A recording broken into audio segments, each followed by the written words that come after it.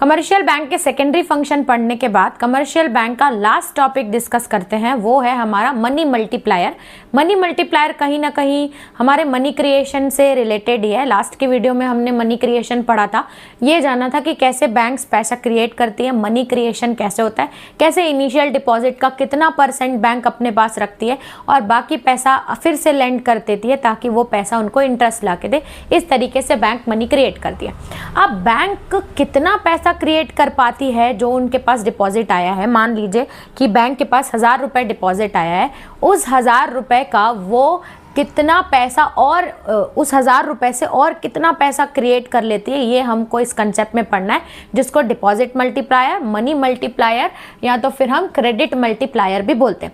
इसका कंसेप्ट ये बोलता है कि फॉर एग्जांपल अगर 1000 रुपये हमारे पास क्रेडिट आ रहा है, 1000 रुपये किसी ने हमारे पास बैंक के पास डिपॉजिट किया, तो उस 1000 रुपये से बैंक कितना पैसा मार्केट में देती है और कितना, उसी से ही उस 1000 का कितना % और, जैसे मान लो बोला जाता है कि मनी मल्टीप्लायर बैंक का ये है कि बैंक 5 गुना ज़्यादा पैसा बना लेती है उस पैसे से।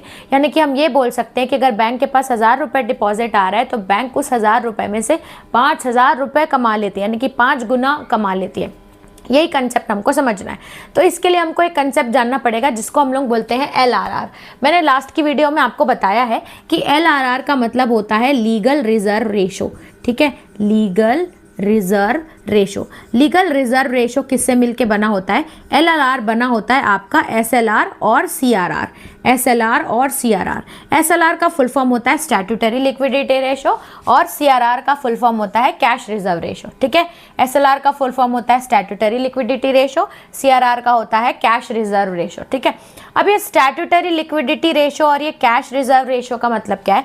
देखिए, जो भी बैंक के पास डिपॉजिट आ रहा है, मान लीजिए बैंक के पास अगर 1000 रुपये डिपॉजिट आ रहा है, तो इस 1000 रुपये में से ना बैंक को कुछ पैसा अपने पास रखना पड़ता है ताकि वही पर्सन अगर कुछ अपना पैसा पूरा तो विड्रॉ एक बार में नहीं करेगा, कुछ % अगर वो विड्रॉ करने आए तो बैंक उसको दे पाए। तो जितना % बैंक इस डिपॉजिट का अपने पास रखती है एज अ रिजर्व, उसको हम लोग बोलते हैं स्टैट्यूटरी लिक्विडिटी रेशो। मान लीजिए इसका 10% यानी कि 100 रुपये ये अपने पास रख रही है और बाकी पैसा लेंड कर देती है। मान लीजिए ये CRR है। ठीक है, आप ये SLR तो आपको समझ में आ गया कि कितना % बैंक अपने पास रखती है ताकि वो डिपॉजिट अगर वापस मांगने आए तो। और फिर होता है CRR। CRR मतलब होता है कैश रिजर्व रेशो। देखो, जो भी डिपॉजिट बैंक के पास आता है ना, उसका कुछ % बैंक को RBI के पास भी रखना पड़ता है। तो अपने पास तो रखती है, इसके साथ साथ कुछ पैसा RBI के पास भी रखती है एज अ रिजर्व। तो RBI के पास जो पैसा रखती है उसको हम लोग CRR बोलते हैं। मान लीजिए यहाँ पे भी रखी 100 रुपये, यानी कि अब जो 100 रुपये यहाँ रखी, 100 रुपये यहाँ रखी, अब 800 रुपये है, ये फिर वो मार्केट में देगी as a form of loan और इसी से ही पैसा कमाएगी। तो यानी कि इन दोनों कंसेप्ट को हम लोग बोलते हैं लीगल रिजर्व रेशो।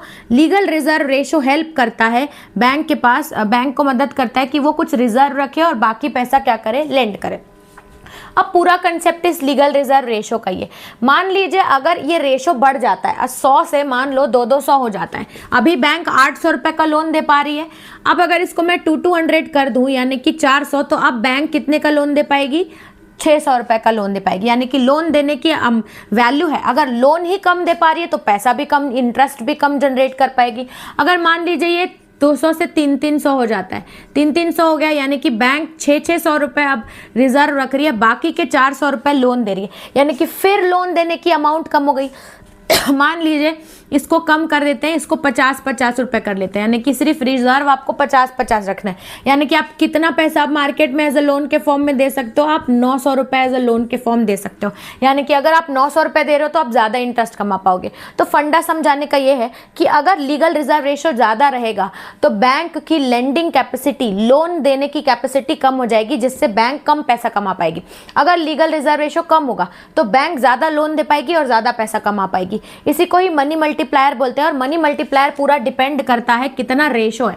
जितना कम रेशो होगा उतना ज़्यादा पैसा वो बना पाएगी, जितना ज़्यादा रेशो होगा उतना कम पैसा वो बना पाएगी। ठीक है, अब इसको थ्योरेटिकल लैंग्वेज में समझते हैं। इसको डिपॉजिट क्रेडिट मल्टीप्लायर भी बोलते हैं। MCQ में कंफ्यूज मत होइएगा। It is a number by which total deposit can increase due to given change in deposit. यानी कि टोटल डिपॉजिट, जो टोटल डिपॉजिट है उसका कितना पैसा हम और बना पा रहे हैं उसको बोलेंगे number by which total deposit total deposit का कितना % हम इंक्रीज कर पा रहे हैं, ठीक है। इससे कमर्शियल बैंक अपना पैसा बनाती है और इसको कैलकुलेट कैसे करते हैं, इसका फॉर्मूला होता है money multiplier is equals to 1/LR। अब मैं इसको आपको एग्जांपल से समझा रही हूँ। मान लीजिए कि अभी रिसेंट में LR है 0.05 या मान लीजिए अभी 0.5 LR है, ठीक है, 0.5 है। अब 0.5 को हटा रही हूँ तो यहाँ पे 0 आ रहा है, पॉइंट हटाओ तो 0 आता है। अब 5 से 10 को अगर आप काटोगे तो आंसर आ रहा है 2, यानी कि अब जितना भी पैसा हुआ है उसका सिर्फ 2 टाइम्स ही बैंक कमा पा रही है। मान लो अगर 1000 रुपये डिपॉजिट है तो उसका 2000 2 टाइम्स ही बैंक कमा पा रही है। तो ये लीगल रेशो जो आंसर आता है वो टाइम्स में आता है और कितने टाइम्स बैंक पैसा कमा पा रही है वो बताता है, ठीक है। It signifies every unit of money kept as reserves banks are able to create 5 unit of money. मतलब ये तो दूसरा एग्जाम्पल है, ये यहाँ पे 2 यूनिट कर देते हैं, यानी कि जो भी बैंक रिजर्व रख रही है, रिजर्व रखने के बाद और जो डिपॉजिट है उसका 2 यूनिट्स ऑफ मनी वो क्रिएट कर पा रही है, ठीक है। अभी हमने एग्जांपल देखा कि उसका 2 यूनिट्स क्रिएट कर पा रही है। देखिए जितना हायर होगा LLR उतना हमारा जो लोअर होगा मनी मल्टीप्लायर, हम कम पैसा क्रिएट कर पाएंगे। और अगर लेस क्रिएटेड होगा इन द बैंकिंग सिस्टम, मतलब अगर जितना हाई होगा और अगर लेस मनी मल्टीप्लायर है, लेस LRR है, तो हम ज़्यादा पैसा क्रिएट कर पाएंगे। तो कंसेप्ट यही बोलता है, लीगल रिजर्व रेशो के अंदर ही आपको ये समझा रहा है। आई होप आपको ये मनी मल्टीप्लायर का टॉपिक समझ में आया होगा कि जितना लीगल रिजर्व रेशो ज़्यादा होगा उतना हम कम पैसा मल्टीप्लाई कर पाएंगे, जितना लीगल रिजर्व कम होगा उतना ज़्यादा पैसा हम क्रिएट कर पाएंगे। तो ये पूरा टॉपिक था। इस टॉपिक को पढ़ के हमारा कमर्शियल बैंक वाला टॉपिक पूरा खत्म होता है। अब हमको सेंट्रल बैंक के बारे में डिटेल में पढ़ना है। तो चलिए सेंट्रल बैंक के बारे में जानते हैं नेक्स्ट वीडियो में।